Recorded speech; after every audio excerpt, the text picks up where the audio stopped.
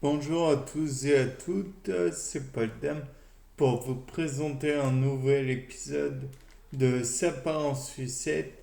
Et aujourd'hui, je me suis dit que peut-être qu'il existait des animaux qui, pour faire face aux pollutions engendrées par l'être humain, pollution non pas de l'air uniquement, encore qui pourrait, mais bien pollution des sols et autres, comment dire, de l'eau, pollution, pesticides et j'en passe, pourraient consommer certains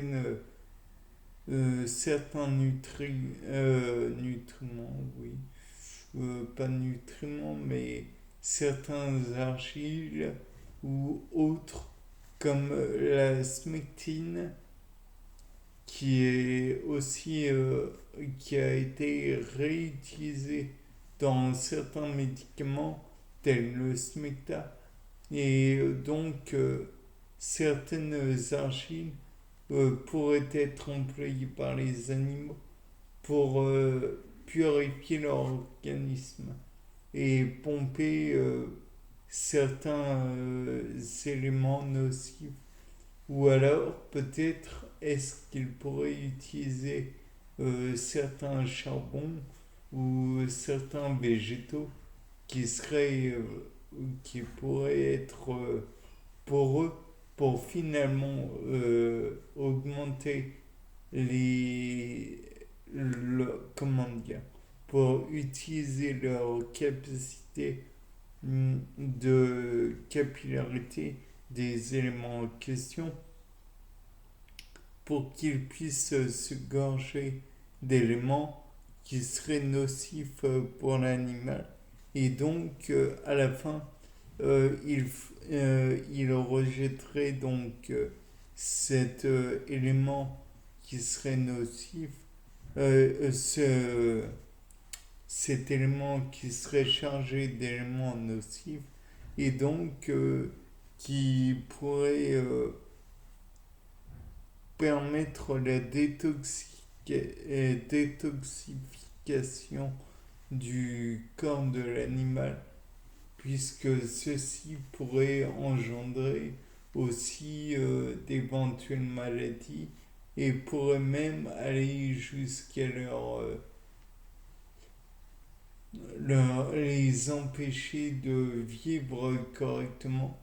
Peut-être que même ces éléments dont je viens de parler pourraient être un genre de médecine contre certaines maladies. Peut-être qu'en consommant ces éléments, ils pourraient faire face à des maladies. D'ailleurs, il faut dire ce qui est le smecta, la smectine plutôt, pourrait permettre d'empêcher certains troubles digestifs, voire même à calmer certaines diarrhées. Les charbons actifs pourraient être employés, comme nous le faisons d'ailleurs, pour permettre de mieux digérer et encore une fois permettre de faire face éventuellement aux problèmes de diarrhée et autres. Peut-être qu'en absorbant certaines plantes, ils obtiendraient les mêmes profits que lorsque l'on avale des capsules de levure de pierre. D'ailleurs, peut-être en avalent-ils eux aussi, bien qu'involontairement, ou peut-être sont-ils capables de reconnaître d'autres plantes qui pourraient avoir un impact sur leur état de santé.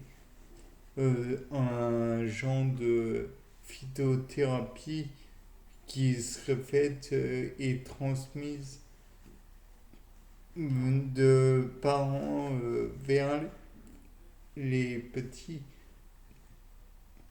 Et peut-être que ceci pourrait même expliquer, entre guillemets, à leurs petits comment consommer certains insectes ou certains animaux, puisque, comme vous le savez probablement, certains d'entre eux produisent des éléments toxiques, du poison. Peut-être que les parents expliqueraient à leurs descendants, à leurs petits, comment consommer, comment nettoyer le, comment dire, le, l'animal pour qu'il ne soit plus nocif. Peut-être que certains, comment dire, certains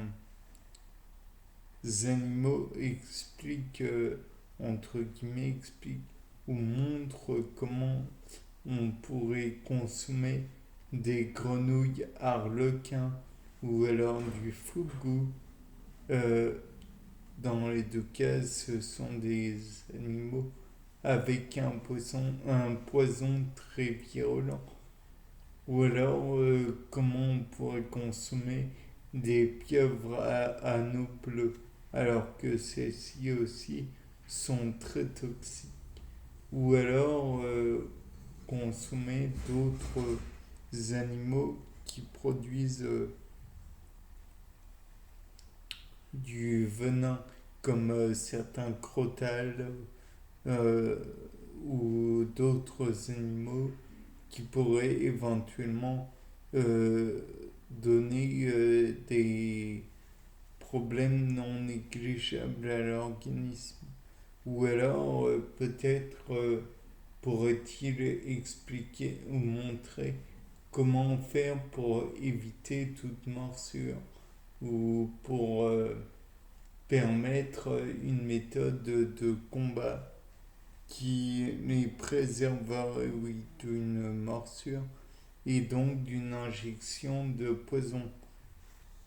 Bien, c'était pas le dame pour un nouveau Sepa en sucette. Au revoir.